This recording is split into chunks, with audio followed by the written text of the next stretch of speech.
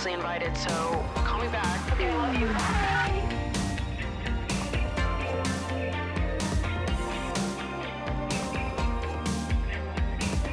Hello, everybody, and welcome back to another episode of Emotionally Online, a podcast for spilling guts and sharing secrets, hosted by yours truly, the one and only Maddie fucking Drosbach.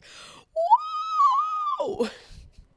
We're doing another solo episode this week. I promise. I'm going to start bringing more of my friends on. We're going to have more conversations, but right now, this week, it's just easier for me to film by myself with all the other shit that I have going on. I feel like I've been so behind on life in general recently. I feel like I'm trying to play catch up, but I'm getting there.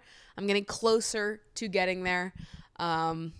As I'm sitting here filming, I'm looking at a stack of books in front of me that I'm supposed to read in the next 3 weeks. I'm doing a challenge for myself on my YouTube channel where I only read smut for an entire month, and I picked out 6 books that I'm going to try to read this month. So let's hope that I can get through all of them. I've just been going a little slow with my reading.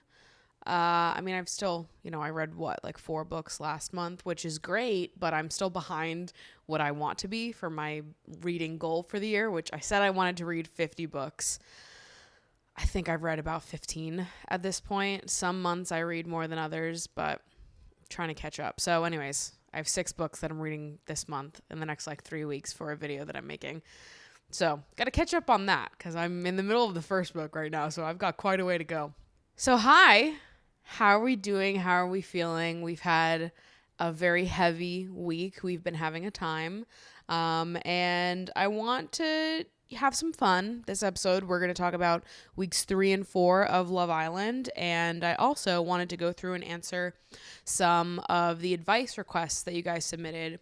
If you don't know, there is a submission box for the show where you can submit stories that you want to tell me, anything that you need advice on. If you want, if you're in a fight with your friends and you want to know, am I the asshole in this situation or are they?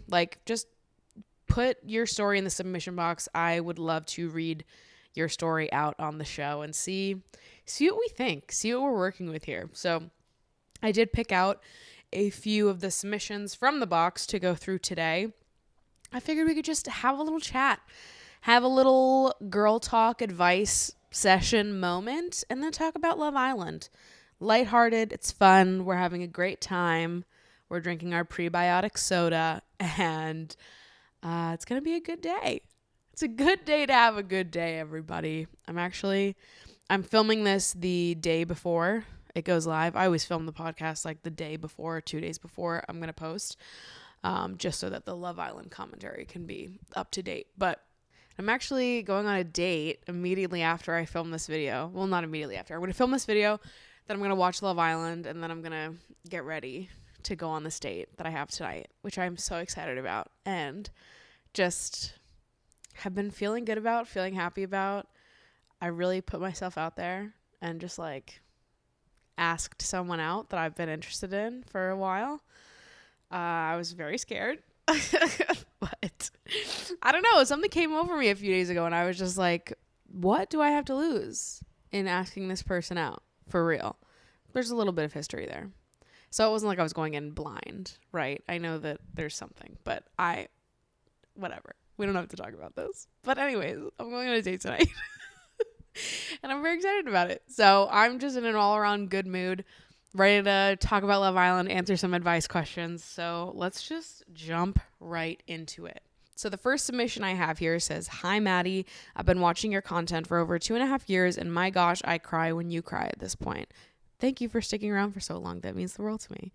I guess my question is, why do I feel guilty when masturbating? I feel like I have bad luck after it. I guess it's a thing, and the response from people on Reddit seemed to say, then stop. But I don't believe that's healthy to do. If you read this, just to let you know, you are an MVP." Okay, let's dive into this. Why do I feel guilty when masturbating? And why do you maybe feel like you have bad luck after masturbating? Obviously, I don't know you. I don't know your situation, but I think that oftentimes when people feel guilt after masturbating, guilt after indulging in their own sexualities, it is often because they grew up in either religious households or very, very conservative households that talking about sex was incredibly taboo. It was not acceptable. And there was just like an overall, like, we don't talk about this here sort of vibe in your house growing up. I think this is incredibly common. I think more people feel this way than you would think.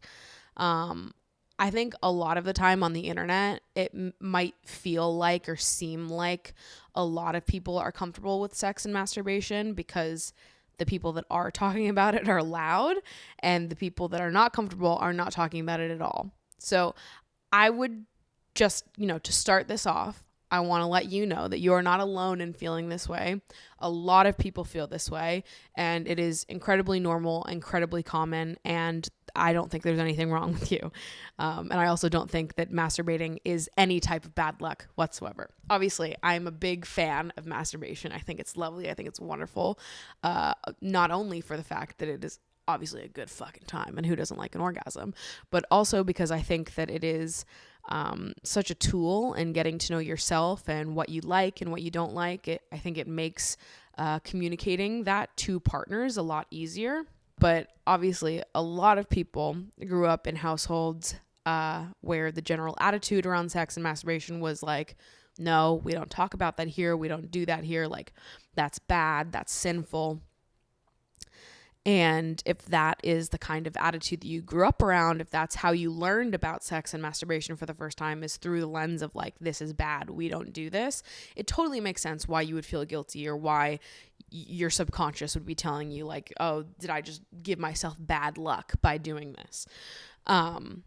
Ultimately, the answer is no, you did not give yourself bad luck by doing this. Masturbation is a beautiful, wonderful thing. Pleasure is a beautiful, wonderful thing. And I think it's always a good thing to bring more of it into our lives. Is masturbation for everyone? No. Obviously, you don't have to masturbate if you don't want to. But I would agree with you in that the response on Reddit seems like it lacks nuance.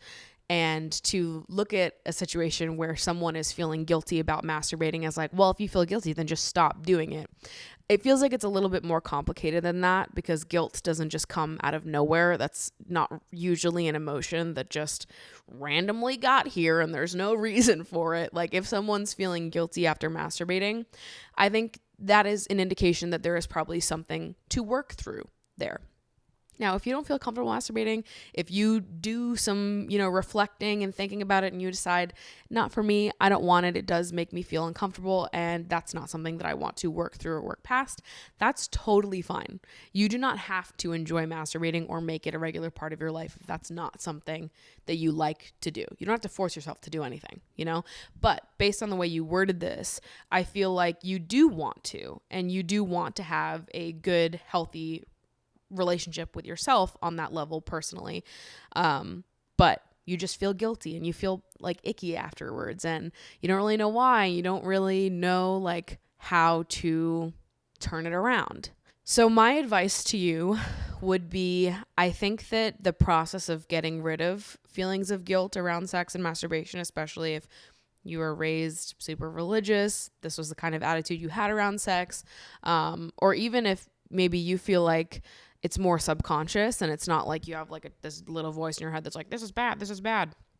If it's just like a feeling that is here and you don't know why it's here, and it's more like a subconscious, even if you don't actively believe that sex is bad and masturbation is bad, it might just like sort of be grilled into your brain from years as a kid. If that was, how you were brought up, I think it's probably just going to be a long process of unlearning what you originally learned about sex and masturbation and learning about it again from a new light and a fresh perspective. I think consuming sex education content, consuming content from creators that talk about masturbation and self-pleasure in a very casual way. Obviously, if you're watching my content, I'm one of those people.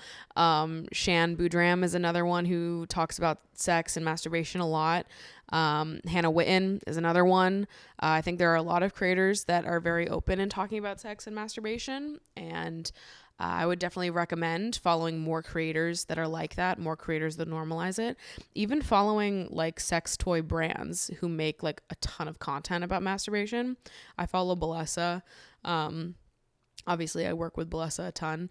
And you can find a lot of creators through brands that way as well. Like, go look at who Bellesa is working with. People who are working with sex toy companies are probably all very open with talking about masturbation. They probably have content about it. I think it helps to just sort of have like exposure therapy, I guess, like just making it more normal. And like, if everyone around you is thinking this way, if the content you consume is just constantly of people who are talking about sex and masturbation in very like, you know, accessible, welcoming ways, I think that helps a lot. I think if you are in therapy, this would also be a great topic to talk about in therapy.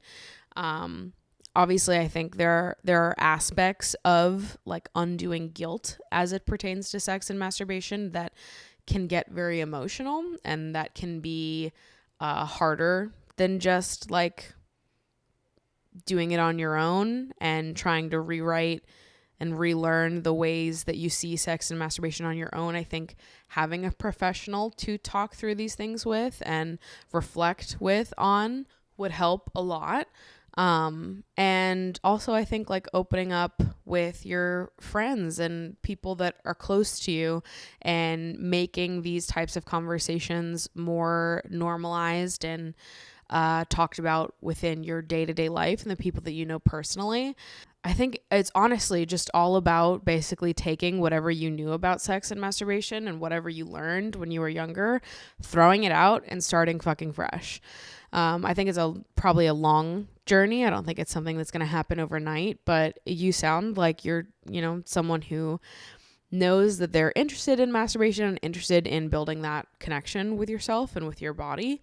So I think you'll do just fine. I think you'll be okay. And I hope that you aren't being too hard on yourself for feeling guilt after masturbating. And I do think that you can overcome feeling that way in time with practice and perhaps with a professional to help you reflect and unpack where that guilt really comes from. Our next submission here says, "Hi, Maddie. Love you. Love you also. I wanted to ask you for some advice. I'm 20 and have never dated, had a boyfriend, or even kissed someone before. I feel like I was a late bloomer and didn't really have an interest on the immature, nose-picking, and low-key bullies from my school. I don't feel ashamed about it, but I do have a lot of anxiety and insecurity surrounding the topic. One of my goals this year was to begin dating, and I downloaded Bumble and matched with this guy. We had 3 dates. He is really nice and attentive, but I don't feel a fire, and I'm not sure I feel attracted to him. We haven't kissed yet, mainly because he doesn't really get the signs and is also a bit awkward, but we do have long, deep conversations. He is a nice dude, but I'm not sure how that can evolve. How do you differentiate between a possible good friend and a possible good boyfriend? And how do you release yourself from your own 2-decade-long expectations about your next boyfriend?" This is a fantastic question. I'm so excited to answer this one.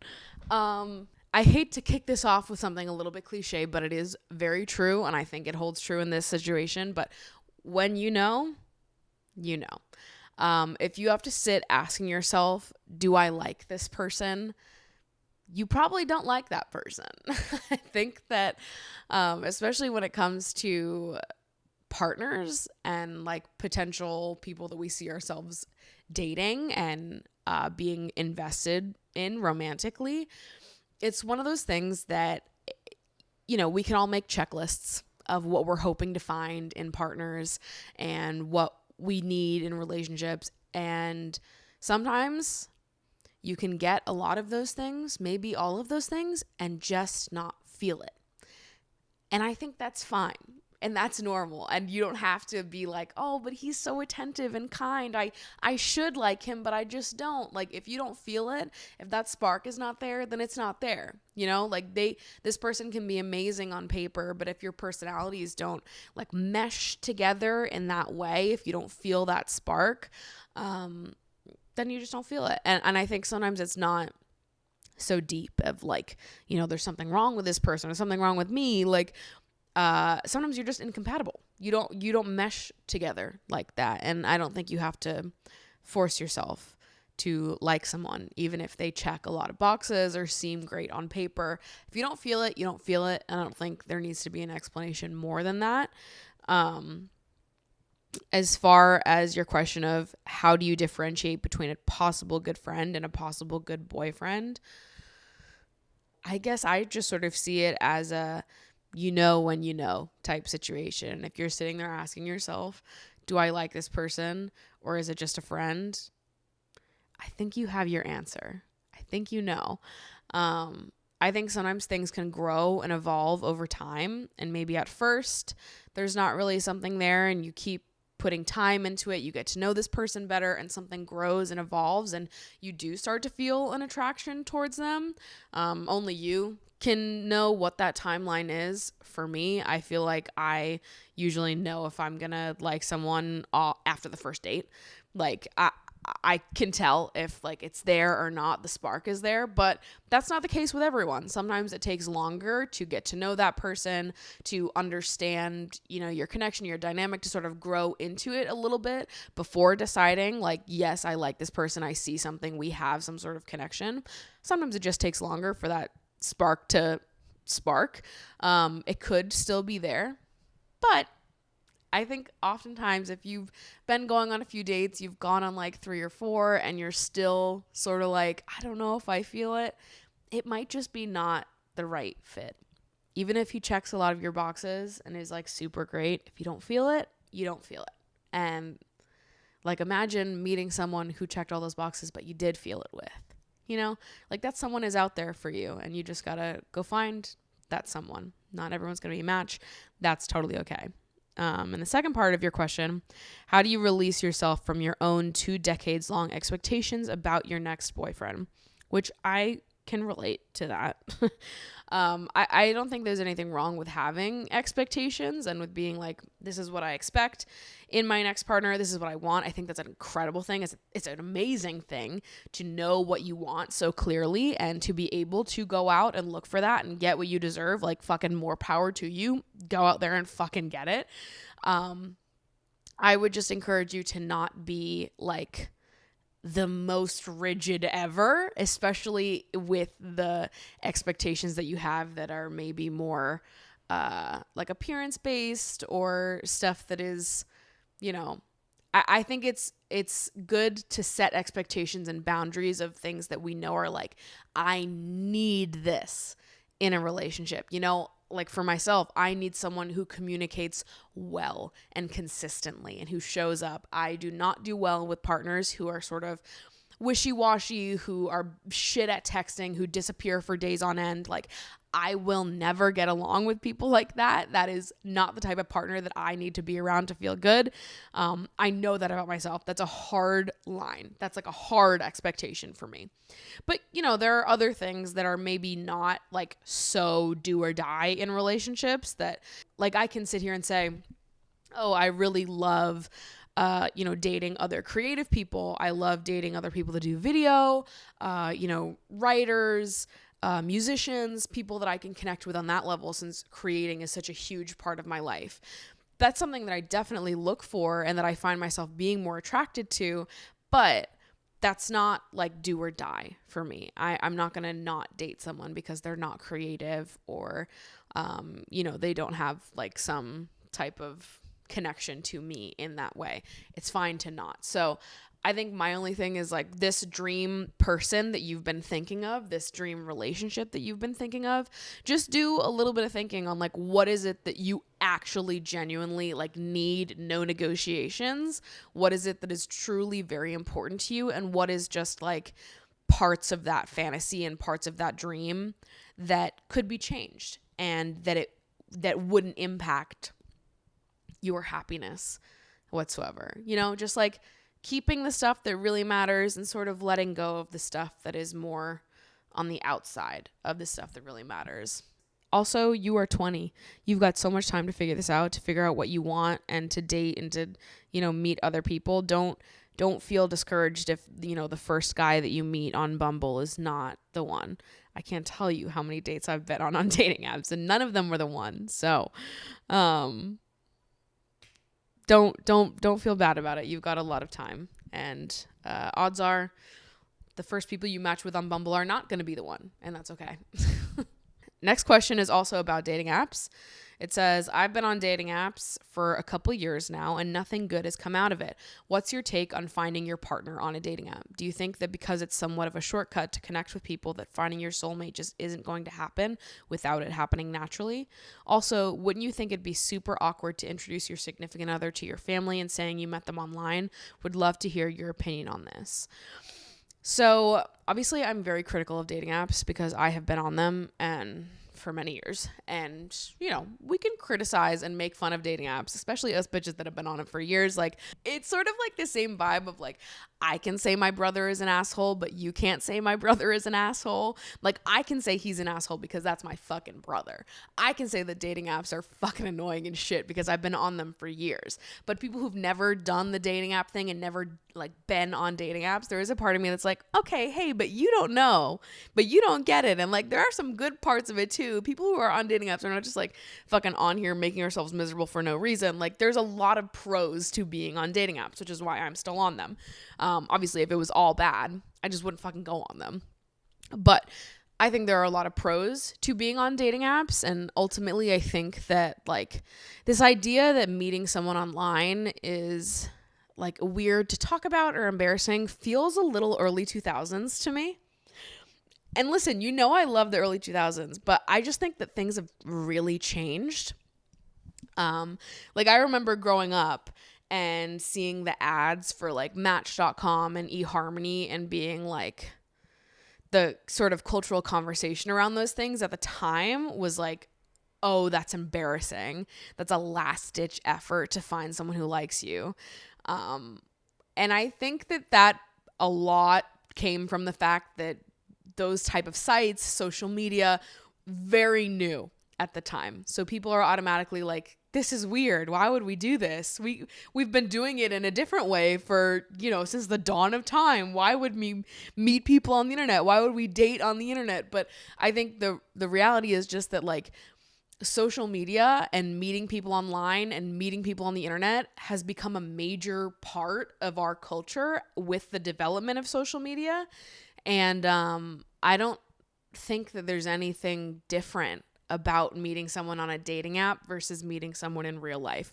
And I say that because a lot of the people that you're meeting in real life are also on dating apps.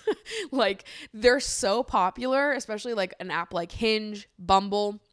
You go out to a bar in Manhattan, you go out to a bar in Brooklyn, and you just start going around to people like, hey, are you on Hinge? Hey, are you on Hinge? Fucking most of the people in that room are going to tell you, yes, I'm on Hinge. Yes, I have a dating app. If you're single and you're living in a city, odds are you are on dating apps. So a lot of the time, like the people that you could meet in person, you could also meet on a dating app. And just because you have a dating app doesn't mean that you can't meet someone, you know, day to day. If you meet someone at a coffee shop, you meet someone at a coffee shop. Like, the fact that you have the app isn't retracting or like making that not happen in any way, you know, like it's just another way to possibly meet someone. And you could meet someone out and about at a coffee shop, at a park, on a walk, at a restaurant, at a bar, or you could meet someone on the app. At the end of the day, it's just like another additional way to meet someone. And I think if you're trying to date, you're trying to put yourself out there, like, why fucking not put yourself out there in more than one way and just up your potential of meeting someone, especially because fucking everyone is on the apps. It's just a fact. With the growth of social media, with how, you know, connected we are and on our phones all the time, like, online dating apps make a lot of fucking sense. And most people, it's just more convenient. So I think that like the way that dating apps and dating sites were seen when they were first sort of becoming a thing, it's just very different now, and everyone seems to be on them. And I don't think that it's like weird or embarrassing at all. I wouldn't feel weird. Like, if I started dating someone that I met off Hinge, I wouldn't feel weird about that in any way. Yeah, we met on Hinge. It's like the same fucking thing as meeting someone in person, right? It's just that some people get on their high horse about it. But we're all on them, and it is like a very convenient way to meet people. So I don't know. I kind of see it as like anybody who thinks it's weird, that's kind of their own problem. It feels like a personal thing and not like a there's actually an issue here thing, you know? Also, I think that like for all of the cons of dating apps and all the bad parts of dating apps, there are a ton of amazing parts of dating apps too, which is why so many of us use them. Speaking for myself, for example, dating as a plus size woman is an interesting experience, a unique one, you know, if you know. I feel a lot of anxiety and fear around men, as a lot of us do. But a lot of my anxiety and fear around men is like very connected to my body and my body image, because anyone who's ever been mean to me about my body is a man. So I feel like naturally more reserved when it comes to like going up to someone in public and hitting on them, because I am afraid of how they might react to me. And that's obviously like a difficult thought, and it's not one that I even like, it makes me feel gross to even talk about, because I've had an abundance of people interested in me and want me, and I don't think that my body makes me less desirable in any way. There are tons of people that are so excited to date a woman like me and will love me the way that I deserve to be loved. But it is worth noting that fat phobia does exist, and some people are very scary. So there's, for me, when I, you know, have gone out to bars with my friends in college, or a park, like anywhere that you can meet someone and there have been men around, like I'm never going to go up and flirt with some guy that I find attractive in a bar, because I don't know how he's going to react to me. And there is a fear inside me that like, okay, maybe I'm going to go up to this guy and he'll react to me well. Or maybe he will get really fucking mad that I even thought that he would be interested in me. Like, I know how violent fat phobia can be, and I honestly don't want to go through that. I don't want to experience that. Not to like put a Debbie Downer on this, but these are things I think about. And like going up to men in public, it's something I'm too afraid to do, because not that I don't think that I'm hot and desirable. I do think that I'm hot and desirable. And I think a lot of men would love if I walked up to them, because they're too intimidated to walk up to me. But I probably won't do it, because you can't tell if someone is like not a violent fat phobe or not. You know, like men are scary. I'm scared of them. And I have enjoyed dating apps because it takes away that part of it. I already know that they're attracted to me. I already know they're interested in me before we ever start talking. So I can show up as my honest self and be honest and be flirty and put myself out there and take the lead, where if I met someone in real life, I probably wouldn't take the lead, because I am too afraid of them. I'm too afraid of what they might do or say to me if it turns out that they are a fat phobe.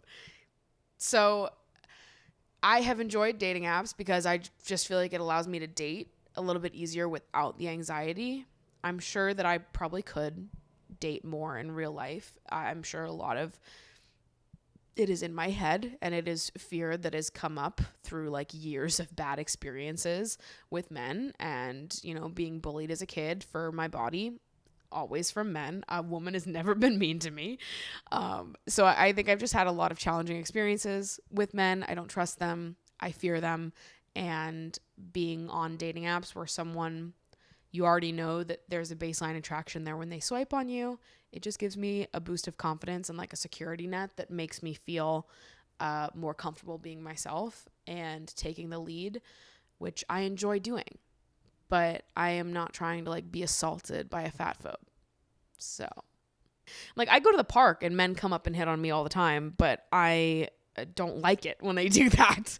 So I'm also kind of like, I don't like it when men come up to me in public because I think they're scary and I don't like them. And even if someone super attractive came up to me at the park and started hitting on me, like, I probably still would be like, stop talking to me. Like, it is scary to exist as a woman, okay? And I don't like it when men speak to me in person.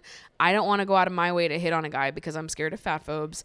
And ultimately, dating apps give me some sort of anxiety release because I already know a little bit about them off the bat. As I'm saying this, I know, I can hear it, that there is some insecurity at play here. Obviously, I talked to my therapist about this. So some of what I'm saying is rooted in truth and some of what I'm saying is rooted in insecurity. Either way, dating apps help ease that a little bit. All right. So, that's how I feel. And I know that a lot of people feel that way if you live in a body that is not the beauty standard and have experienced negativity because of the way that you look. It is nice to just have the affirmation about your physical appearance before, really putting yourself out there. That's all. So to round out this question, geez, my take on dating apps is like, there are pros and cons here. We can criticize dating apps up and down all day long. Fucking that's what I do all day long. All I do is bitch and moan about dating apps. But there are a lot of pros to being on apps. Otherwise, we wouldn't be on them if they were all bad. Also, I think we're just at a point in time with social media and the way that we connect with each other online that dating apps are a very natural thing for a lot of us. They're convenient. They're a nice way to meet people and put yourself out there. And all of us are on them. So I don't see any real difference in meeting on a dating app versus meeting in real life. Because a lot of the time, like, you're meeting on a dating app and then you take it to real life. You text for like a day or two, a week, then you go on a date and then it's like the same fucking thing, right? So I don't see much of a difference. I don't personally care. I think it's just sort of like, welcome to 2022, All right. Those took me so long to answer. So that's it for the advice column for today. Now it's time to hop into Love Island. The Islanders are back in the villa, mate. I'm having so much fucking fun this season. It was a little slow. Started a little slow, but we're fully fucking heating up now. The drama is here. The drama is fresh. We're having a good fucking time. So I'm going to talk about weeks 3 and 4, which is like, oh God, no, I've got to do math inside my head. It's like episodes 12 to 19 and then 20 to 25. So 12 to 25. Took me a minute, but we got there.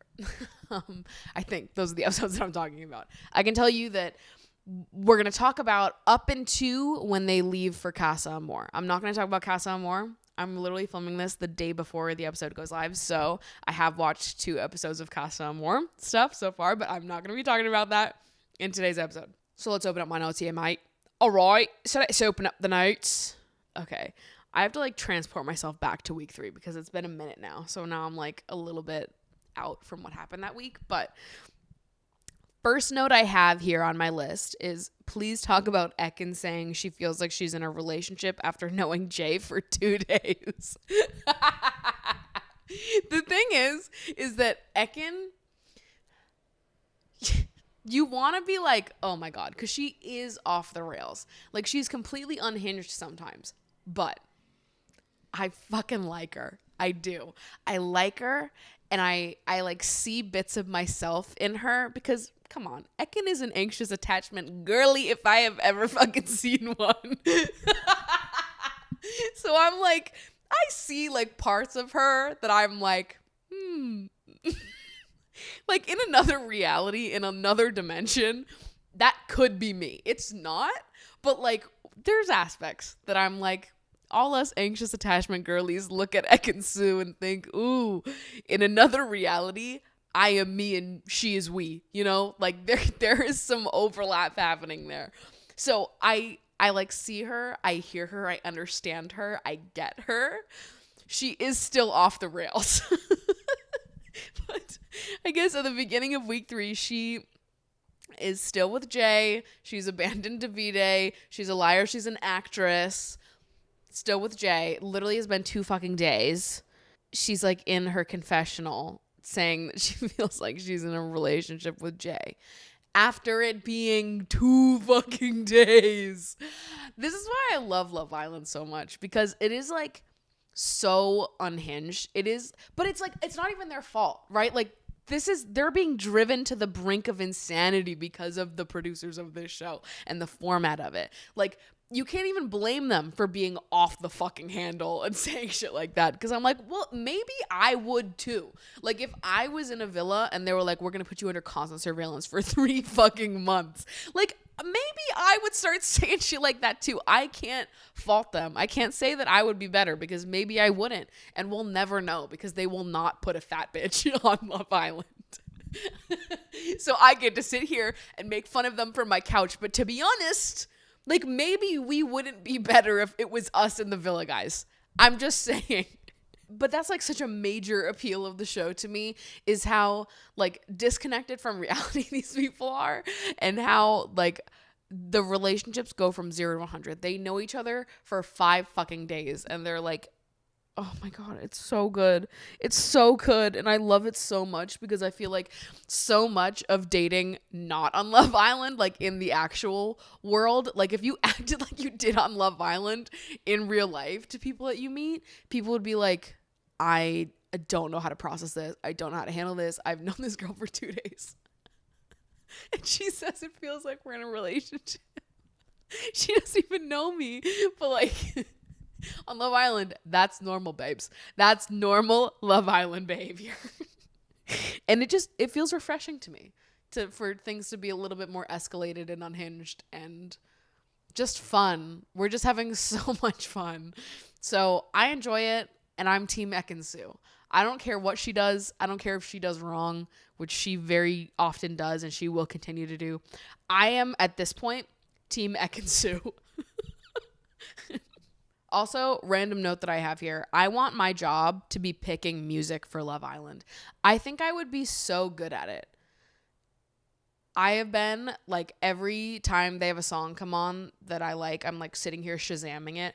I've been looking through everybody's playlists on Spotify that's, like, Love Island 2022, all the music they're using.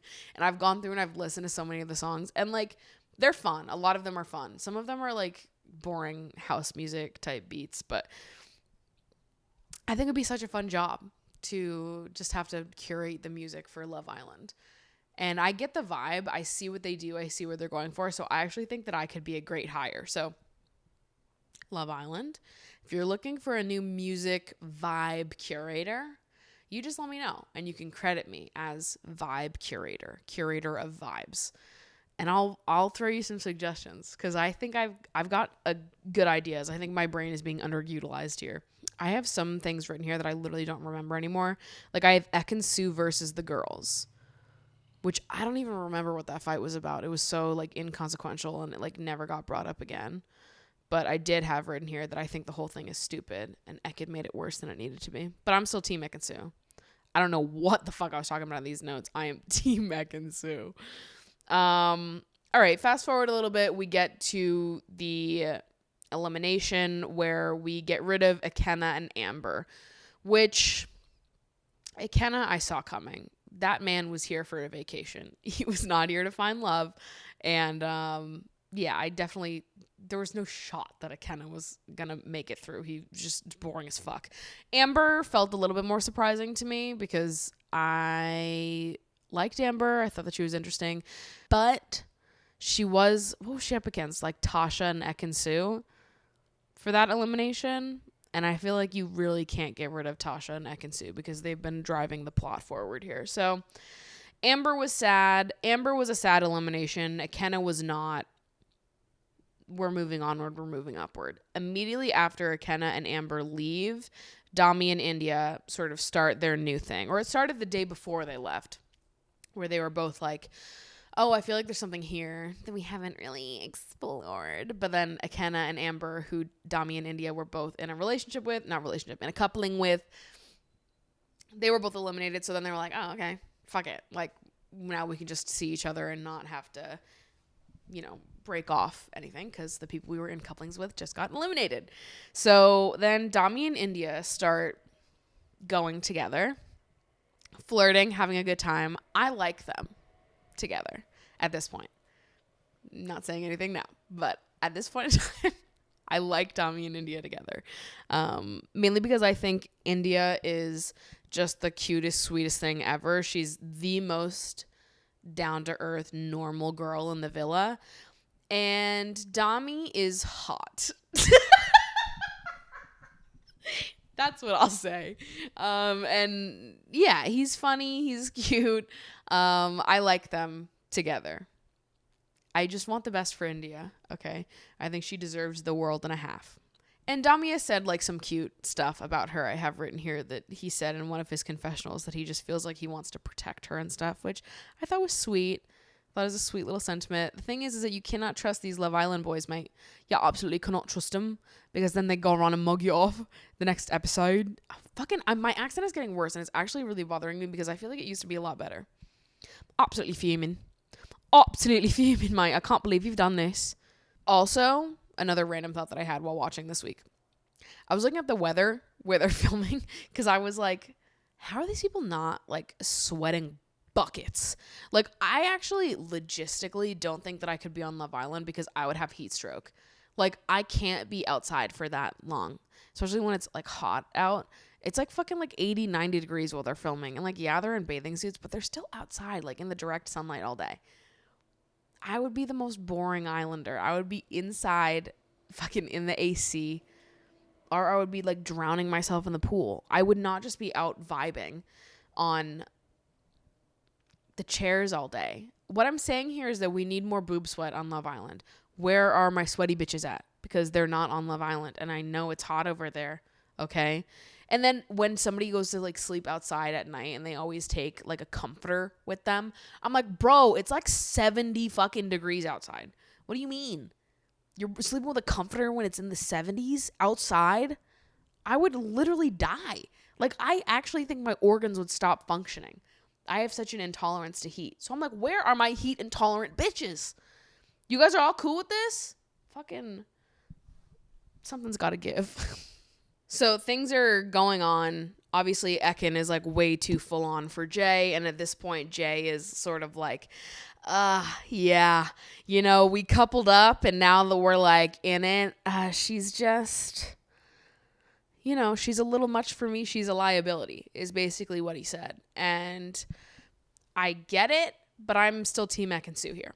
I am Team Ekin Su, and I think that Ekin deserves someone who's going to appreciate that part of her. I see her. I feel for her. I like her.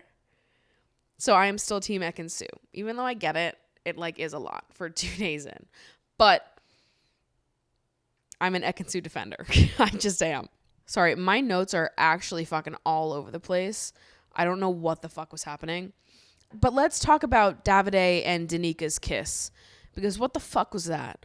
Davide is an enigma to me. I don't understand him. I will not pretend to understand him. He is a weird man. He's a very weird, strange man to me. And he's very awkward. But I don't think that other people perceive him as awkward. Like, it seems like on the show, everyone is just like, oh, he's so hot and sexy. He has a six-pack. He can do anything. But then we have the kiss between him and Danica, where there was like, it was like incredibly awkward. Like, there was like no vibe between them whatsoever. And then Davide just like leaps over and like lays one on her. And Danica's like visibly uncomfortable and is like shocked, taken aback by the fact that Davide just like went in and like full on snogged her. And I don't think that's Danica's fault. Like, I think that Danica's sort of getting the short end of the stick here. I feel bad for her because she just like hasn't had an easy time in the villa. She hasn't met anyone yet. And then there's like this super awkward kiss. But I think the awkwardness is on Davide's part. He's the weirdo here. So then we have the unraveling of Ekin-Su and Jay's relationship that's sort of happening at the same time as Antigone and Charlie enter the villa. Ekin-Su and Jay's relationship sort of falling apart comes about because Jay wants to talk to Paige, who's currently in a couple with Jacques. Okay. Paige is currently with Jacques. And Jay now wants to get to know Paige, who initially Paige would have been into Jay, but now it's like she's too deep in with Jacques. And Miss Ekin-Su goes on a little bit of a bender. She has a little bit of a moment again. And then Charlie starts hitting on both her and Tasha. For a moment, it seems like Tasha is interested, and then not anymore. Ekin, it seemed like her interest was mostly just because Jay had just pied her off. So she had to sort of, put herself out there again. Fucking, this is really bad, you guys. And then the last note I have for week 3 is the Andrew Tasha drama. I think they're being very unfair to Tasha. So obviously Charlie came in, took Tasha on a date. They had like some little bit of a thing there that Tasha was exploring. Again, we're week 3 now, so we're not like early days, but like it's still early for any of these connections. And so Tasha was naturally exploring Charlie coming into the villa. Again, these Love Island standards are different than real world standards though. So in a real world situation, dating someone for 3 weeks is like not a large amount of time, and it is still fine if you want to date and see other people at that point. But in Love Island time, that's like you've been together for like a year. So the boys, mainly Luca and Dami,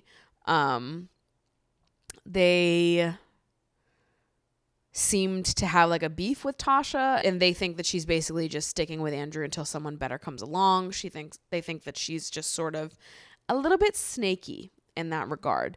Now, I don't entirely disagree with them. I'm not sure that I believe that Tasha is super interested in Andrew either, but I think they're being unfair to like villainize her for that, because at the end of the day, it still has only been 3 weeks, if that, at this point. It's like 2.5. So I like get the point, because I also think that Tasha is not that into Andrew. But can you really blame her for that? Like, why are we getting all up in arms about this? All right, so then we have week 4, which is a bunch of the same shit. Like, I could go through all my notes here, but really I think that the most interesting part of week 4 was the stripping challenge, which has it ever been that fucking graphic in any season of Love Island?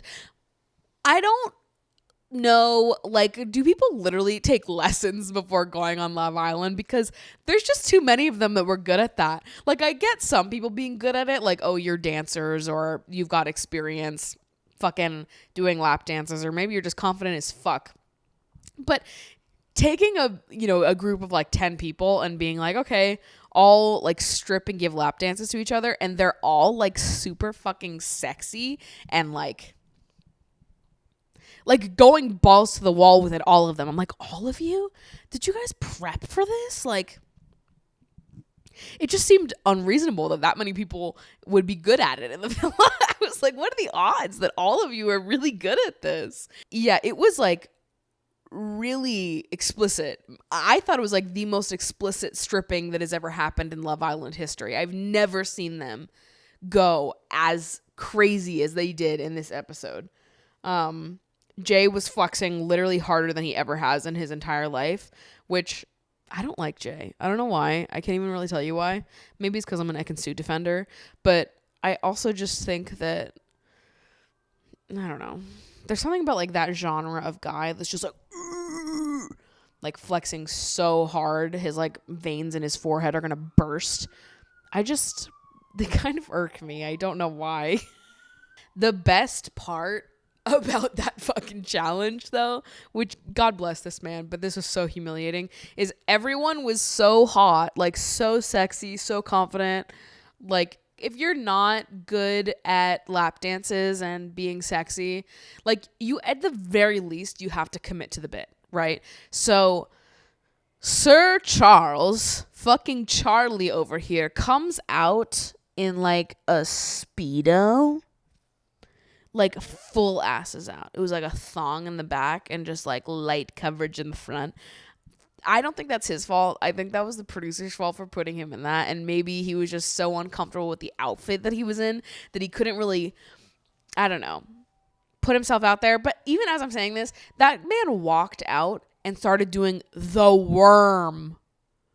If you were self-conscious about your outfit and like your dick falling out of this tight little Speedo thong, like, you probably wouldn't do the worm.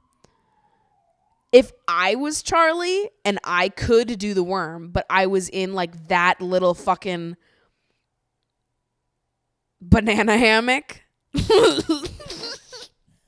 like, I wouldn't do a worm with that. I would think that the second I got up, my dick would just be fucking out. So maybe I take it back. He is just a weirdo. So he starts doing the worm and everyone was like, oh, okay. And then he like gets up to the girls and is just the most awkward person I've ever seen trying to like seduce people. He wasn't like really trying to be sexy. He just like would stand in front of the girls with like, he'd like put his dick in their faces, but he'd just like stand and then he'd like turn and move to the back and have his cheeks in their face. And it's like, what are you doing? Like, there was no attempt to be sexy there. He was just like a robot that also did the worm. It was very cringe. I felt very bad for him. And ultimately the joke is on me because I'm the one who fucking had Charlie in Fantasy Love Island this week. So he got pied off by Tasha, Ekin-Su, and then of course, end of the week, he got eliminated. He and Antigone went home. So I lost 75 fucking points because of that man. I can't even believe it. So that's it for weeks 3 and week 4. Week 5 is Casa Amor. So next week we're going to have a lot to talk about. I've already seen the first 2 episodes of Casa Amor. So I already have a lot to fucking talk about, but we'll save that for next week. This episode has been so fucking long. My camera just died and I don't feel like getting a new battery in to say the last bit for this episode. So thank you guys so much for watching. Be sure to follow the Emotionally Online Podcast Instagram. If you are interested in following us in there, it's at Emotionally Online Pod. If you want to submit any advice requests or stories, there is a submission box in the description of this video. And you can also find that link on the Instagram as well if you listen on Spotify, Apple Podcasts, wherever the fuck you're listening to this. But thanks for hanging out with me today. Very casual, very chill episode.